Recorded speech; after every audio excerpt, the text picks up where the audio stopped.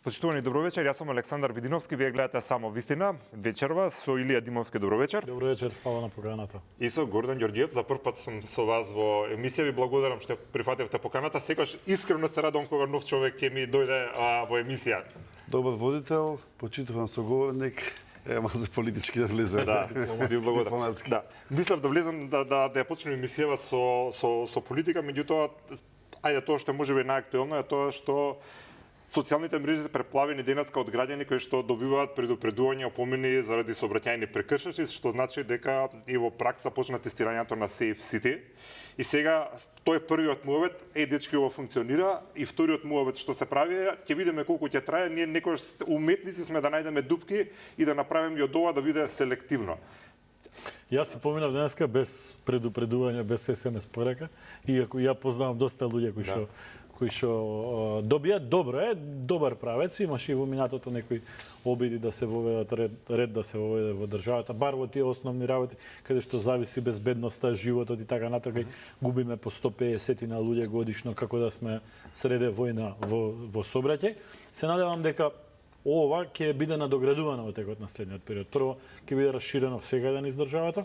Второ, ќе опфати некои работи кои што не знам дали може да ги опфати. Например, мене ужасно ми смета, нема булевар во Скопје. Дали е тоа Теодоси Гологанов, дали е низ Ѓорче Петров на излез, дали е Партизанска, дали е Цветан Димов, дали е било каде, една лента е паркинг. Значи, протокот на сообраќајот е намален за 30% или за 50%, заради тоа што луѓето си паркираат едноставно на булевар. Се качува, си запира, си паркира. Така да, ќе има револт, сигурно, ќе има разочарување, дали ова е полнење буџет, не е полнење буџет. Океј, нека има реакции, но мора некако да воведеме ред.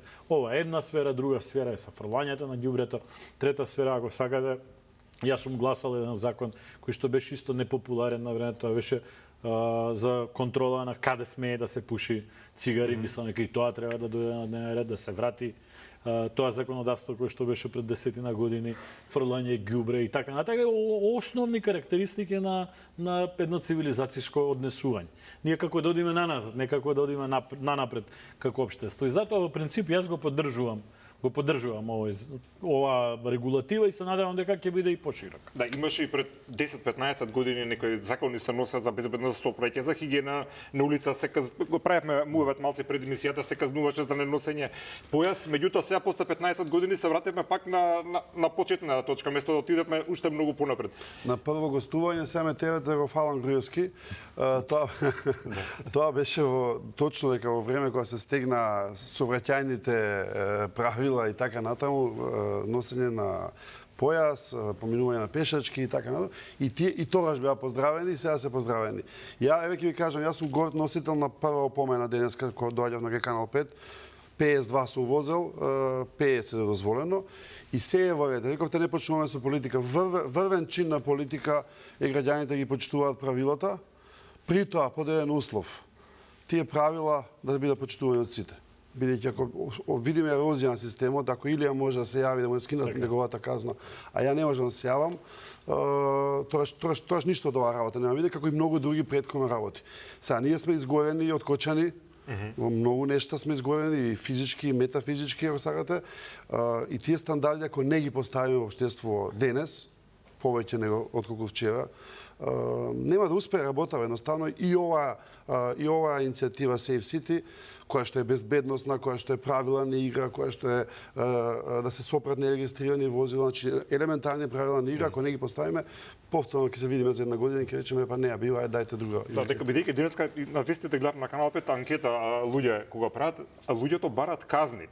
И тоа многу често се случува. Мора да се стави ред само со казни. Има реакција на казните. Не негативни реакции на казните, туку не, ве разбирам, но ја ве предупредувам дека ќе има и негативна реакција на казните, кога кај секого дома после 1 јануари или на телефон или ќе дое 30 евра, 50 евра или не дај Боже во еден месец 7 пати по 50 евра да ве казнат, ќе ве удри на буџет и така натака.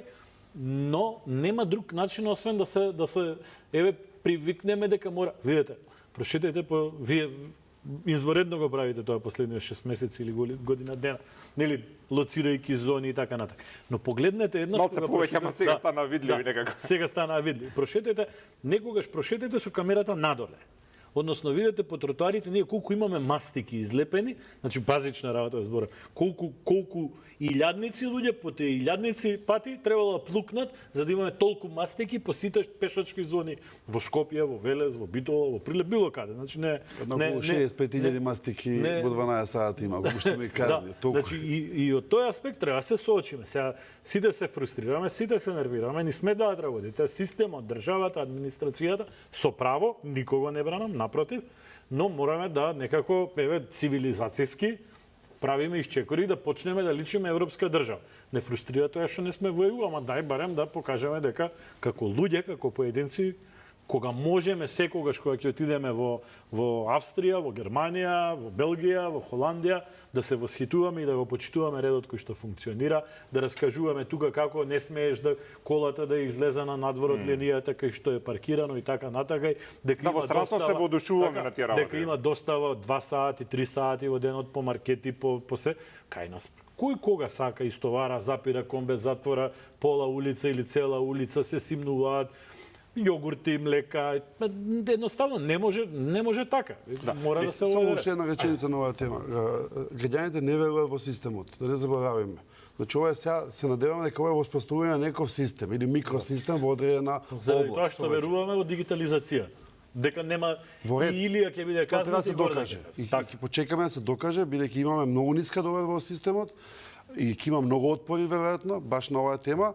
Но еве, апелот е да издржиме во тоа и да истераме барем оваа работа до крај. Да, како да го дека претпоставувам дека ова да се случеше во некоја друга држава, еве нешто во последно време се споредуваме со Албанија, нели е посочувана како земја што оди брзо напред, да беше нешто ваков сличен систем во Албанија, сите ќе зборуваме тамо еден прекршок ќе направиш, за 2 минути ти стигнува казната, така се прави држава, сега тоа и кај нас се случува. Меѓутоа во право Илија кој вели дека ќе има отпор и граѓаните вака ќе велат. Милиони се украдоа изминативе години од оваа држава.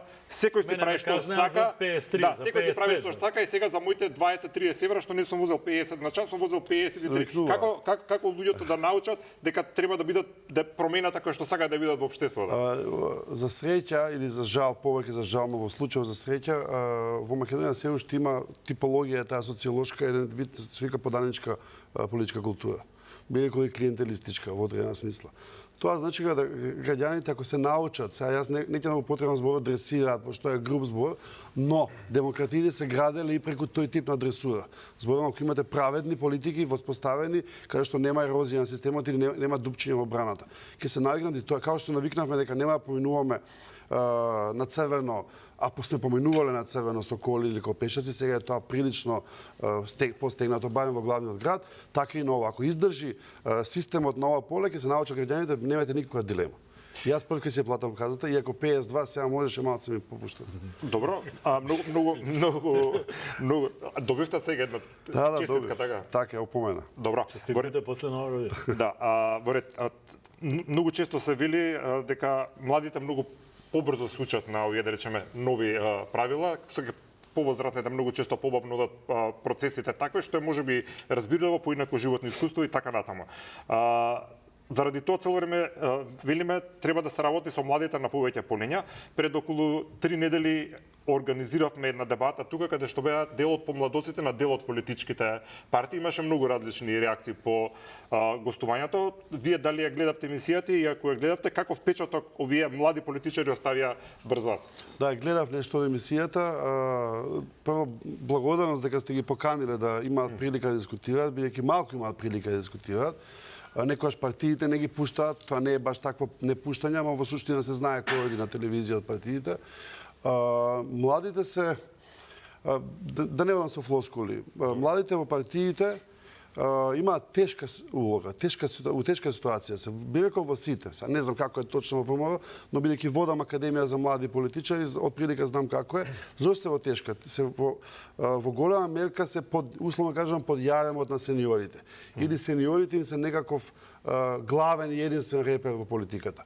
Јас не мислам дека тоа е добро. особено бидејќи сениорите не секогаш добри, не секој сениор е добар и така натаму. И мојата улога на некој начин и она што се обидуваме да ги учиме е дека мора да постигнат некаков ниво на интегритет, индивидуалитет, без разлика што тој е втопен во колективното наречена партија. Бидејќи партија значи споделување на некаква идеја, се надевам дека значи споделување идеја, не други типови на работи, значи споделување на идеја, но значи и покажување индивидуалност, бидејќи преку тоа вие ќе се наметите како добар политичар иден, како надеж некако во партијата, вклучително и спротивставување на сениорите. И тоа во партиските форуми, јавно спротивставување, не зборам толку на телевизија, туку повеќе во партиските форуми. И тоа не се случува сега. Затоа младите мора да се охрабрат малце повеќе да разговараат. Да, дело вие што беа тука, верувате, сега не да правите длабинска анализа на тоа, туку дали ви изгледа дека овие лекции ги научиле, дека може да донесат некоја свежина, бидејќи дел од коментарите беа дека ништо ново не гледат за разлика од повозрастните политичари, дека тоа е тоа практично. Главната работа што ќе кажам, не бидете исти како сениорите. Што е да значи тоа различни? Што е да значи тоа различни? По како се га ребелиус, по бунтовни, дека даваат свежи идеи, дека кажуваат нешто ќе купиме, нешто ќе продадеме, нешто ќе земеме. Само кажам, мора таа дискусија да постои во општеството. Ми се чини дека партиите се позатворени стануваат, се помалку дискусии има во рамките на партиите и потоа ако немате внатре дискусија, тоа што излегува кон општеството, кон јавноста е низ некаква поинато из машина за мелење месо и не го добивате исто кебапче или истата плескавица, ако сакате. Димовска и согласувате дека не може да ја смениме суштински државата ако суштински однатре партиите не се променат на некаков начин. Во принцип, веројатно почетокот на овие 30-35 години на државноста беа поинтересни за поголемо вклучување на луѓето генерално во политичките процеси. Како мине времето, се повеќе и повеќе луѓе одбиваат да бидат вклучени во политичките процеси од икс причини. Некој тера приватен бизнис, па не сака да му зависи заради тоа што уја па ќе му тропне на врата кога е во опозиција неговата партија. Некој си тера академска кариера, некој не сака да се замара. Политиката стана прилично гнасна за оние кои што сакаат честно да бидат дел во политиката, со прозивки по социјални бот фарми и така. Ако вие нешто кажете различно од тоа што некој центар мисли дека треба да кажете или да бидете активен, па ќе ве нападнат по социјални мрежи. Тоа се случува 10 на 15 години. Делот со бомбите, во кој што голем дел имаше и приватни работи за политичари, пратеници, кои што па и не беа во фокусот на. И сето тоа влијаше на едно одбегнување на политика. Дополнително, глобализацијата донесе процес во кој што младите не им е атрактивно да бидат во партиите. Јас сеќавам моите генерации, малце постар Гордан од мене, атрактивно беше да се биде дел од некаков политички процес, невладина организација, подмладок, беа големи подмладоците, имаше дебати и така натака. И сега тоа не го гледам во младите генерации, заради тоа што живеат малце поглобално. Значи, случувањата во Велес или во Битола, или во Скопје, или на државно ниво не им е толку атрактивно. Партиите мора да најдат начин, дали тоа ќе значи отварање, дали тоа ќе значи некаква демократизација внатре во процесите, дали тоа ќе значи внесување на нови политики, примамливи политики за млади. Мора да најдат начин, посебно овие две класични, да речам, традиционални партии како и ВМРО и СДС, само мора да најдат начин да се отворат, да го либерализираат влезот и функционирањето во себе, доколку сакаат да задржат некоја константа на стабилност на своето учество во политичкото одлучување. А што стана со идејата сакаме нешто да направиме за Македонија да се вклучиме во политика, бидејќи така може нешто да направиме? Зошто секој од личните интереси калкулира нешто со државата да даде? Најчесто коментираме делот на 2% недоверба, односно 2% доверба во судството. Но во парламентот е 7%, во владата е 17%, не знам, освен во армијата и во дел од полицијата, веројатно генерално ние имаме неверување во системот. Тоа што и Гордан го објаснуваше во сосема друг контекст, но тоа е тематиката. За да го смениме тоа, ќе мора да се отворат процесите. И не само во партиите, ќе мора да пробаме во некоја фаза, дали следни, дали после, барем на локалните избори да воведеме отворени листи, да можат луѓето веќе да лоцираат одговорност, така? Јас гласам за ВМРО ДПМН, но можеби сакам да потенцирам за кој од тие кандидати за советници во мојот град Велес, мислам дека се поквалитетни. Можеби тој што е на 12-тото место, мислам дека заслужува да биде прв гласан. Зошто има отпор од тоа мене. да се направи? Па видите, нормално е да има отпор. Не, знам дека е нормално, меѓутоа нормално зошто? е да има отпор и По-нормално е секој државата процес- да има подобри Видите, луѓе што ќе генерално ракомодат. централизацијата на политичките процеси во Македонија, да бидеме објективни и искрени, ја направија дипломатските представништва после Охридскиот рамковен договор. Зошто? Заради тоа што процесот на спроведување на одлуките од Охридскиот рамковен договор не можеше да се менаџира со тој систем во кој што имаше 85 мнозински изборен систем, 35 пропорционален и така.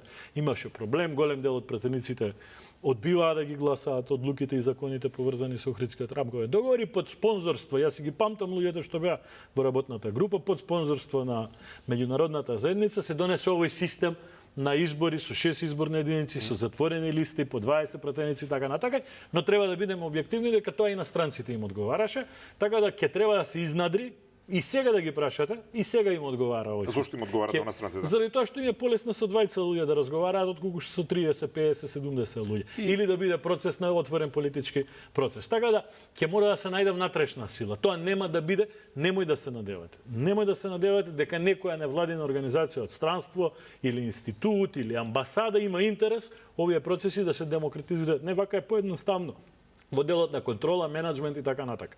Затоа ако сакаме нешто да направиме, ќе мораме внатрешно да изнедриме некаква Ама тоа сила и значи дека енергија. ние тука доволно е да постоиме, они да можат Апсолутно. да ги менеџираат Они тука процесите и за нив не име. Апсолутно, апсолутно, Александар. Одам Немој да на мислите- ваша теза дека од кај нас треба да немој потегне мислите- тоа. Апсолутно. Немој да мислите дека некој представник на меѓународна организација или на држава ќе ги гледа интересите на нашата држава. Не, тие Ако сами не взимаат си ги плата, тие взимаат плата да ги гледаат нивните интереси. X амбасада во Скопје се интересира за 5 компании, 7 компании, 15 компании кои што се домицилно од нивната држава, имаат своји аквизиции, тука имаат компании со кои што влечат дивиденти, ги изнесуваат. Тоа е интересот на таа X држава, да не бидам сватен погрешно. Така да базични услови им треба за да можат да имаат контрола на движење, на правец. Ние сме сепак некако интегрирани во царински и така натака. Но немој да очекуваме дека политичарите ќе нас се демократизацијата... топката. Така е, немој да очекувате, завршувам тука, немој да очекувате дека некаква демократизација ќе ни биде донесена од страна ако сами не ја побара. Дали поради ваквиот начин на функционирање на политичкиот систем, како што зборува господин Димовски, тоа е производ на тоа што многу велат дека секој парламентарен состав, секој избор е послаб и послаб. Вие се согласувате дека тоа е така? Па би можел да се согласам, тоа има повеќе причини. Прво, партиите се многу конзервативни структури. Тие се бавни имаат голема инфраструктура, голема архитектура сама на партија, општински организации и така натаму. Конзервативни се бидејќи не сака да се менуваат. Ако вие веќе имате некаква позиција стабилна во партијата, пратеник, функционер или така натаму во извршните органи, многу малку сака да имате пропулзивност, особено некој што можеби ќе биде подобар од вас. Така. И тука има инстинкт на преживување кај врвните носители на партиите. Втората работа изборниот систем. Сега јас сум малце по-скептичен дека ние ќе можеме внатре тоа да смениме, бидејќи не ми се чини, дека постои еден премолчен консензус помеѓу големите партии на темата неменување на изборниот систем. Бидејќи ако следите последниме колку или 15, 20 години го разговараме 2002 е ова. Значи 2002 е. систем. Цело време некој кочи, Дуи кочи, ВМРО кочи, СДСМ кочи, кога ќе дојде на власт СДСМ е па VAT кочи, кога ќе дојде ВМРО на власт Дуи прашате ги. Се извинувам што прекинувам, дали сега исто го велите што Димовски дека тој им одговара да речеме на амбасадите тука да стои на горниот слој и сега вториот слој на големите партии и нив им е во прилог вака да биде како што е сега. Еден аспект е меѓународниот фактор. Но јас ви тврдам дека тој им одговара и на главните носечки партии во На иста линија се сакам да речам. Да, бидејќи најголем ќај имаат, бидејќи ја држат банката што се вели. Од изборниот систем, така како што е поставен, многу малку пропулзи има. И тоа се генерира после неквалитет и во самите партии. Бидејќи кој е главниот во моментот кога ќе прашате граѓани на улица кој е главниот критериум во партија, што ќе ви каже? Идеја, идеологија, не ќе ви каже лојалност. Углавно ќе ви каже лојалност. Ако си лојален кон лидерот, има шанси да се разбира да имаш некој квалитет, има шанси да бидеш на листа, да станеш кој тогаш треба да каже луѓе, ова е лошо за Македонија. Па еве ние кажуваме дека е лошо за Македонија. Цело време 20 години го зборуваме тоа, дека треба да се отвори малце политичкиот процес, треба да се отворат партиите, да се демократизира, да дискутира, да внесе свежа крв. Проблемот сега знаете што е? Живееме малку во свет кај што има дефицит на идеи. Ние сме живееле малку и во друг свет, сега сме веќе постари, тоа е тоа, каде што имало идеи, каде што се расправале на тема идеологија и идеи. Која е владеачка идеја моментално во светот? Либералната идеја, конзервативната идеја, или трансакционалната идеја, тарифите, вид на мултиполарна студена војна која се случува во моментот, на кои принципи, на која сламка ние се фатиме за да разговараме на идеи. Мислам дека и тоа ги одвраќа младите или воопшто луѓето влегуваат во партија, бидејќи поготово во цинично општество како македонско, каде што зборуваме за клиентелизам, за тендери, за пари, за останување на власт под секоја цена, пристојниот човек тешко влегува во такво друштво. Иако тоа не е баш така во партиите. Во партиите има и добри луѓе, има и квалитетни луѓе, има луѓе со идеи, со идеали, сака да променат нешто.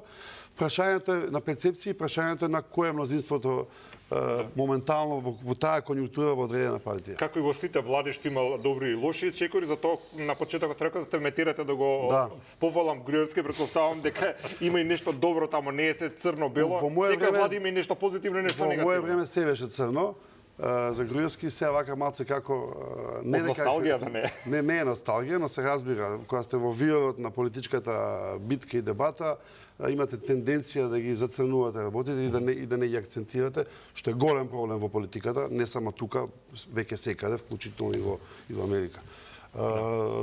Но мислам дека треба да имаме на дистанција. Изација на политиката, инстант политика, многу е брзо. Значи на атракција вас може да се случи чудо, човек кој што не знаете бекграунд, не знаете кредибилитет, не знаете морал, етика, за 6 месеци да стане екстра популарен и да добие некаква позиција која што ќе добие со огромна поддршка и нема да може потоа да ги испорача очекувањата, заради тоа што очекувањата се базирани на инстант, една минута рилсови по социјалните мрежи. Тоа се случува по Европа. Мислам, не е овој процес само во Македонија. Ние со Гордан сме разговарале и од друг аспект. Значи, европската десница или европската левица ги изгубија карактеристиките на тоа што представува класични модели на функционирање.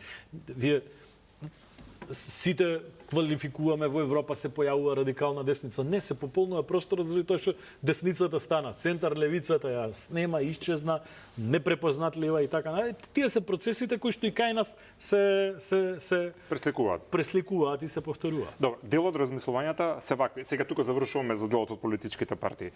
Кај нас во изминативе 10-20 години лидерите на политичките партии имаат тенденција да се обкружуваат не со квалитетни луѓе, туку со луѓе кои што ќе им бидат лојални, кои што ќе ги гласат, кои што нема да ги изневерат, кои што нема да им свртат грб кога е тоа важно за нив. И тоа можеби до некаде функционира кога тие се во опозиција. Меѓутоа кога ќе дојдат на власт, и со истата таа група на луѓе ќе треба да испорачаат резултати. Тие генерално, како што кажав, се бирани како послушни луѓе, не луѓе со квалитети, со идеологија, со визија голема за државата или не знам што, да направат големи чекори. И тука настануваат проблемите дека не може да се испорача тоа што треба да се испорача. Нема црно-бело поимање на работите.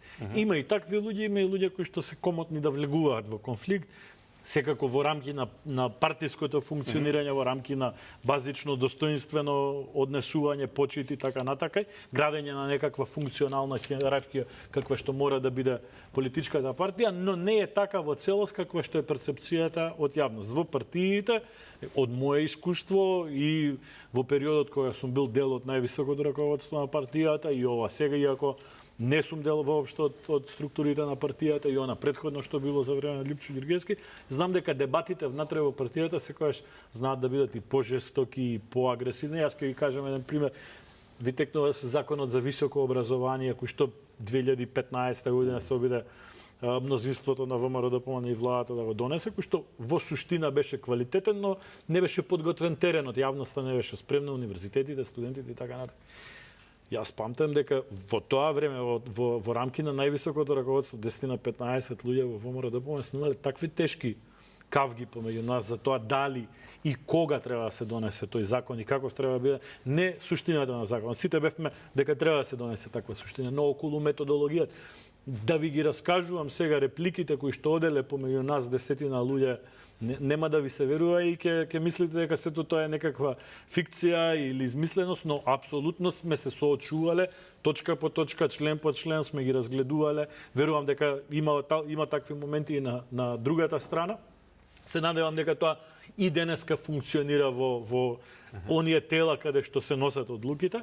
Така да добро е јавноста да притиска, ова што ви го кажувам, да биде помалку затворено, да биде поотворено, да имате увид, самиот факт што после 10-15 години јас раскажувам ваква работа, а не сте ја знаеле во моментот е дефект, кој што го прифаќам, но се случуваат, не е дека не се случуваат внатре во партија. Добро спомена Димовски, колку ги спомнавте преслушуваните вистината за Македонија, цел тој процес, дека таму имаше делови кои што се однесувани или како што рековте за приватни работи, колку на определен начин тој ја вулгаризираше долгорочно политиката и ја смени и ја симна политичка дебата на едно такво ниво да на секој да му е буквално одбивно да проба да влезе во политика со тоа да направи нешто за својата држава. Колку тој има врска или не многу? Па еве јас ќе ви кажам актуелна паралела. Колку владењето на Џо Бајден, каде што се беше во некакви целофан, во панделки, и целата приказна само за Украина, визави соголувањето од страна на Трамп на политиката како нешто што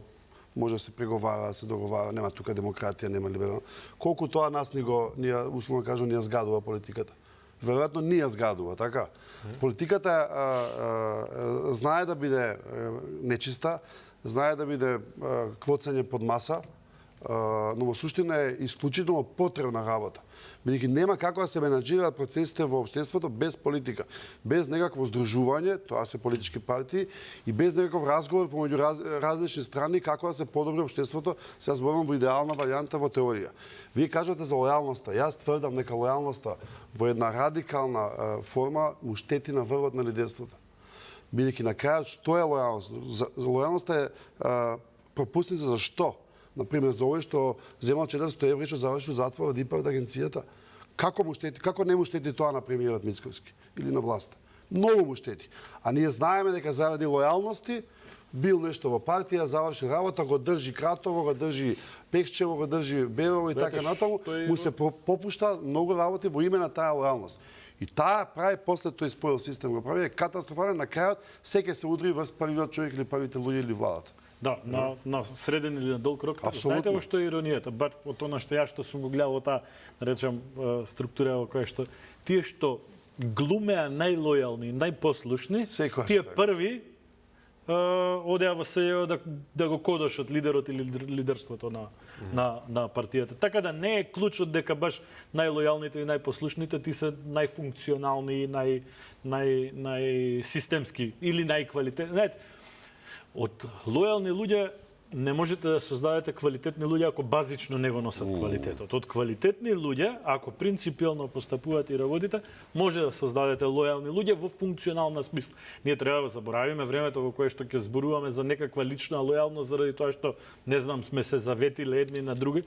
Значи ние треба да воспоставиме систем. Постоењето на системот генерално, уште од француската револуција навака, е смислен за да ја ограничи власта, за да може и слабостите на највисоката функција да не штетат на целото општество, на човекот кој што извршува највисоката функција, системот да ги ограничи можностите со кои што тој ќе влие. Не знам, ние имавме пример во Скопје, иако сме имали во други градови во минатото, но Скопје секогаш не е во фокусот, нели?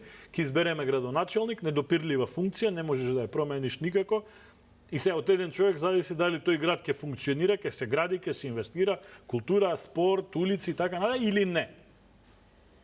Така, и се очигледно е дека генерално имаме фалинки во тоа како ни е поставен системот. Системот треба да ги реши овие проблеми. Не треба да се чудиме дали ќе бараме лојални или нелојални луѓе, треба да имаме систем во кој што тоа нема да биде значај. Ѓорѓиев, имавте сега некаква политичка моќ и сега знаеме како во која позиција се наоѓаме во однос на европските интеграции, дали ќе се залагавте вие лично со вашиот политички кредибилитет да ги направиме уставните измени, односно да го направиме тоа што како држава минатата влада се обврза да го направи? Па прво во ваква ситуација кога би имал политичка моќ или кога би бил прилично загрижен за себе. Затоа што овој легитимитет што го има владачката елита, пред се ВМРО-ДПМН и ВЛЕН, како коалиција, е многу голем. Голем легитимитет предразбира голема одговорност и една борба во случај, во ситуација која имаме се уште опозиција која што не е во добра форма, да кажеме, значи пост поразот на локалните избори и така натаму, се случува една борба самите со себе. И јас тврдам дека ВМРО после локалните избори во следната година дена ќе биде во борба сама со себе. Со разни работи што може да се случува по пат, а се случуваат разни работи по пат владејки. Тоа е голема одговорност, но тоа е проблем бидејќи немате ова што го каже Илија Преска, така наречени checks and balances, значи некаков тип на контрола или сериозна контрола на власта, бидејќи треба сами да се контролираат себе си. Тоа е многу тешко во еден систем кој што е партиски, кај што партиите се на власт, кај што влада партиите, тоа е демократијата. Но мојата теза од почетокот е дека ако ВМРО ДПМН, ако оваа влада во следнава година дена, не знам дали ќе има избори, можеме да шпекулираме, не е ни важно. Не е важно така. Не направи некакви крупни чекови, употребуваме цело време зборот систем, но тоа е темата, системот е темата. Safe City е некој систем на микро ниво, ова што разговаравме. Прогрес во евроинтеграциите, решавање на спорот со Бугарија е системско прашање, кој што може да ни донесе нешто, не знаеме сега во моментов што и како, може да го дискутираме. Решавање на криминалот е системско прашање. Некои од нив се врзани садови, некои од нив се поврзани со самата евроинтеграција. Таа може да ве влече напред во одредени процеси преку овој тип на кочинци како што е казна од 52 километри, такви кочинци ви поставува Европска унија, кои што би требало да ги поздравиме како такви. Мене би ме загрижило исто така, кога би бил во таква позиција, би ме загрижил регионалниот и светскиот геополитичко безбедносен контекст. Мислам дека многу малку се дискутира тоа во Македонија, на многу малку дебати. Власта не ја гледам дека дискутира. Ајде, можеме да разговараме за тоа. Еве, отвараме, да.